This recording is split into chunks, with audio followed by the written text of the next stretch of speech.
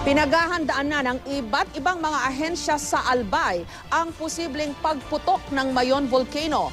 Nasa 15,000 mga residente ang nasa permanent danger zone. Pero marami sa kanila ang malayo naman daw sa inaasahang dadaluyan ng lava sakaling magtuloy-tuloy ang pag-aalboroto ng Mayon. Live mula sa Legazpi City, may report si Cedric Castillo. Cedric.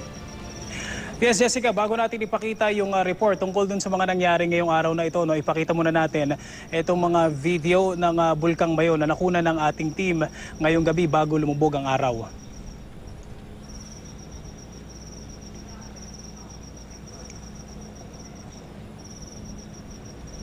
Kung makikita mo, Jessica, isang makapal na ulap yung namuo doon sa likod ng Bulkang Mayon. Yan ay mula dito sa ating view dito sa Legazpi City. At tuloy-tuloy yung kaninang pagkidlat. At saka, Jessica, kasabay niyan, meron pa rin lumalabas na usok doon sa tuktok ng Bulkang Mayon o singaw yan ng ulan na naipon doon sa crater.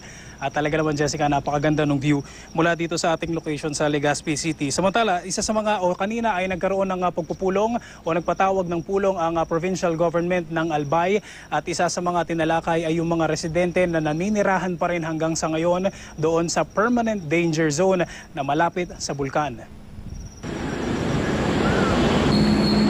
Kung view rin lang ng bulkang bantog sa buong mundo, napakaswerte raw ni Roberto Capos dahil araw-araw niya itong natatanaw.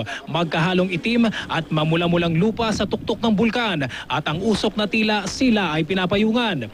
Lampas na sa border ng 6-kilometer permanent danger zone ang bahay ni Roberto.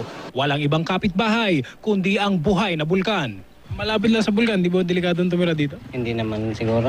Pag pumutok yung bulkan, natatakot din. Sa tala ng mga eksperto, 7 hanggang 12 taon ang pagitan ng bawat pagsabog ng Mayon nitong mga nakaraang panahon. Taong 2009 ang huling major eruption ng bulkan. Nilinaw ng Albay Provincial Government na karamihan sa naitalang 15,000 residents na nasa permanent danger zone, nasa mga bayang hindi inaasahang dadaluyan ng lava. We will try to remove all the and move. Ang pinakamalapit is Kamalig. Napakalapit naman sa National Road. Kaya ang bilis din namin sila na itatakbo. Ganun ang mga attitude na sanay na sila. Alam din nila na may risk. But as ito nga challenge sa LGU ito na talagang i-strictly implement ito and to provide yung livelihood sa kanila.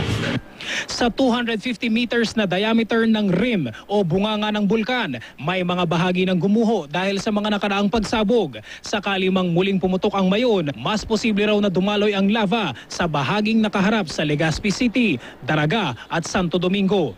Initially, dahil breach yung southeast, sa southeast yung pupunta. Kung sa northern side, medyo intact. Pero depende yung kung gaano kalaki ang itataas yung dome. Pero hindi raw dapat magpakakampante ang mga residente sa iba pang bahagi ng Albay. The fact that Mayon is symmetrical, ibig sabihin nun, lahat tinamaan ng pantay-pantay. In the past, tinamaan sila. Kaninang umaga, muling nagpakita ang tuktok ng Mayon. Sa gitna ng puting usok, nakadungaw ang namamagang bahagi sa gitna ng crater. Ito ang lava dome. Nitong nakaraang Martes, August 12 nang una itong namata ng PHIVOLCS. Muling magsasagawa ng aerial inspection ang ahensya para masilip ang tuktok ng bulkan. Jessica, mahalaga malaman ng mga eksperto kung gaano naging mabilis o mabagal ba yung pagbabago sa sukat ng lava dome dahil dito malalaman kung magiging mabilis o mabagal naman yung pag-angat ng magma na magiging lava doon sa bulkan. Jessica. Alam mo, Cedric, kasi ang alam ko dito sa Mayon may pagka-unpredictable ito eh. Merong pag inaantay, hindi mangyayari. Pag hindi inaantay, bigla na lang sasabog katulad nung nangyari nung 1990. Nagbibigay ba ng probability ang mga volcanologists natin dyan, yung opisina ng PHIVOLCS, tungkol sa possibility ng major eruption? O baka yung pagsingaw-singaw lang yan?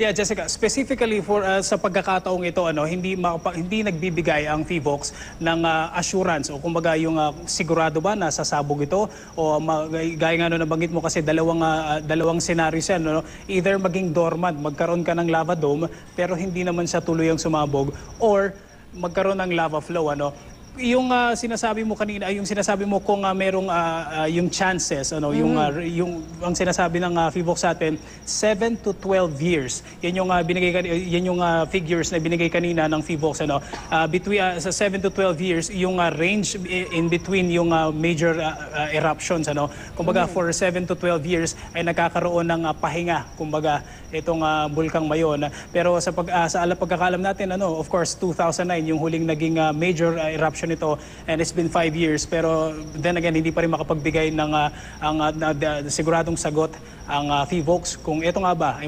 magtutuloy itong eruption na ito, Jessica. Kasi alam ko mayat mayari nagbubuga yan ng usok, nagbubuga ng konting ash, etc. In any case, handang-handa, mukhang naghahanda naman ang ating mga kababayan dyan sa Albay. Kasi nga, nung huling Glenda, di ba, praktisado sila, zero casualties. So kumbaga, marami na silang practice.